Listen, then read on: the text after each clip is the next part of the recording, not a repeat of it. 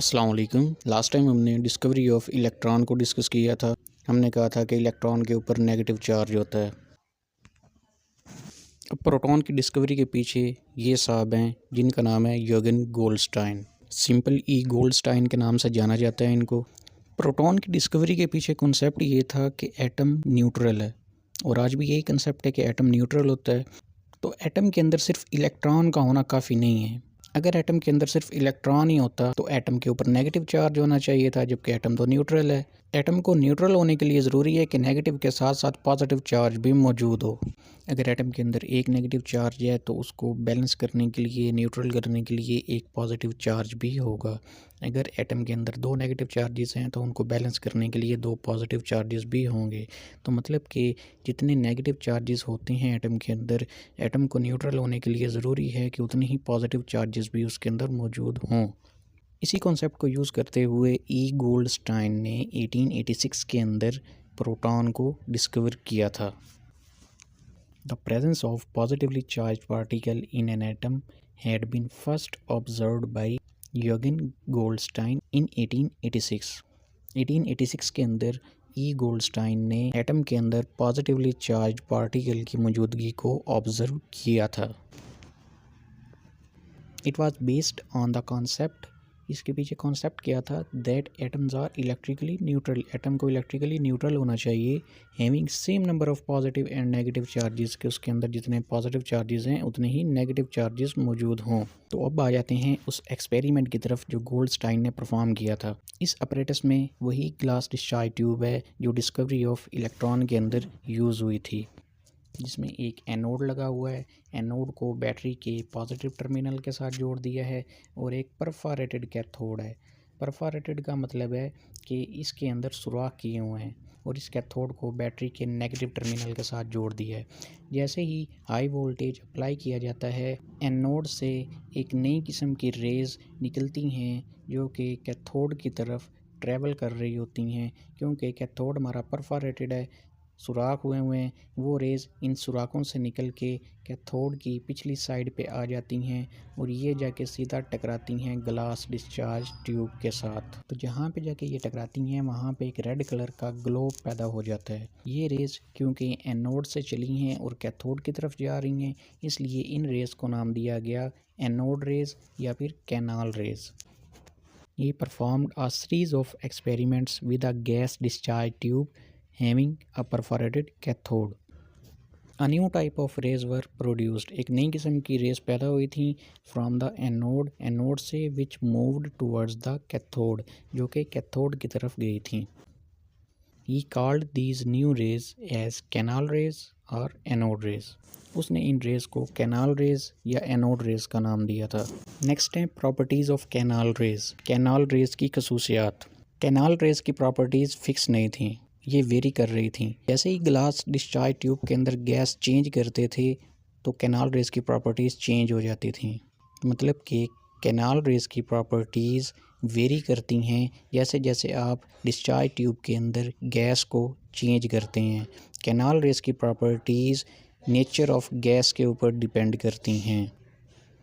Gas change होगी तो canal rays की प्रॉपर्टीज़ चेंज हो जाएंगी। The properties of canal rays seemed to be very.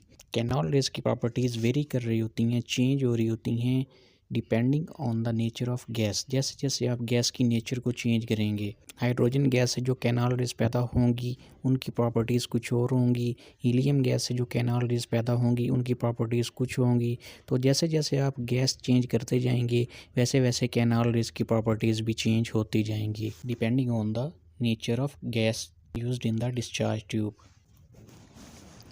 If we remove an electron from hydrogen atom, अगर हम hydrogen atom में से एक इलेक्ट्रॉन को रिमूव कर दें तो वो हाइड्रोजन आयन में चेंज हो जाता है, और हाइड्रोजन आयन को हम प्रोटॉन भी कहते हैं। If we remove an electron from hydrogen atom it changes into hydrogen ion.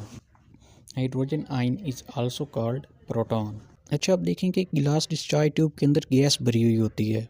जब उसमें से करंट गुजरी तो उसके अंदर गैस के एटम्स थे, गैस के एटम्स में से इलेक्ट्रॉन निकल गए करंट गुजरने की वजह से, और वो एटम्स आयंस में चेंज हो गए। गोल्डस्टाइन ने असल में उन गैस आयंस को डिस्कवर किया था। वो गैस आइंस असल में हाइड्रोजन आइंस थे, और हाइड्रोजन आइंस को हमने अभी दूसरा नाम क्या दिया है, protons. In fact what he discovered was gas ions. Actually उसने गैस आइंस को डिस्कवर किया था, and this also included hydrogen आइन, और उसके अंदर हाइड्रोजन आइंस थे, मीन्स के प्रोटॉन्स थे। इन गैस आइंस की या हाइड्रोजन आइंस की अहमियत क्या है, उस वक्त गोल्डस्टाइन को इसका इल्म नहीं था। Goldstein at that time knew nothing, वो कुछ नहीं जानता था अबाउट इट्स सिग्निफिकेंस, इसकी अहमियत के बारे में। अब रदरफोर्ड ने क्या वर्क किया, 1917 में रदरफोर्ड ने हमें बताया कि हाइड्रोजन आयन या हाइड्रोजन का न्यूक्लियस ये तमाम एलिमेंट के एटम्स के न्यूक्लियस के अंदर मौजूद होता है, कि हाइड्रोजन आयन जिनको हम प्रोटॉन कहते हैं ये तमाम एटम्स के न्यूक्लियस के अंदर मौजूद होता है। इन 1917 रदरफोर्ड प्रूव्ड दैट, उसने साबित किया that hydrogen nucleus is present in all nuclei. Nuclei nucleus की जमा है, जितने भी एटम्स हैं उनके न्यूक्लियस के अंदर हाइड्रोजन का न्यूक्लियस, या जिसको हम हाइड्रोजन आयन कहते हैं या बाद में इसको प्रोटॉन का नाम दिया गया, ये सब एटम्स के न्यूक्लियस के अंदर मौजूद होता है। तो क्योंकि हाइड्रोजन का न्यूक्लियस तमाम एटम्स के न्यूक्लियस के अंदर मौजूद होता है, तो हम कह सकते हैं कि हाइड्रोजन का न्यूक्लियस एक फंडामेंटल पार्टिकल है तमाम न्यूक्लियाई का। क्योंकि ये तमाम के तमाम न्यूक्लियस के अंदर मौजूद होता है, इसलिए इसको हम फंडामेंटल पार्टिकल कंसीडर कर सकते हैं। He thought that hydrogen nucleus must be the fundamental building block of all nuclei. उसने सोचा क्योंकि हाइड्रोजन का न्यूक्लियस तमाम एटम्स के न्यूक्लियस के अंदर मौजूद होता है, तो हम कह सकते हैं कि हाइड्रोजन का न्यूक्लियस बिल्डिंग ब्लॉक है तमाम न्यूक्लियाई का। हाइड्रोजन का न्यूक्लियस मिल के बाकी के तमाम एटम्स के न्यूक्लियस बनाता है। तो क्योंकि ये बिल्डिंग ब्लॉक है तमाम न्यूक्लियस का, इसलिए हम इसको फंडामेंटल पार्टिकल भी कंसिडर कर सकते हैं, and also possibly a new fundamental particle as well. तो ये था आज का टॉपिक। कोई क्वेश्चन हो तो आप कमेंट सेक्शन में पूछ सकते हैं। काइंडली वीडियो को लाइक और चैनल को सब्सक्राइब करना मत भूलिएगा। टेक केयर, अल्लाह हाफिज़।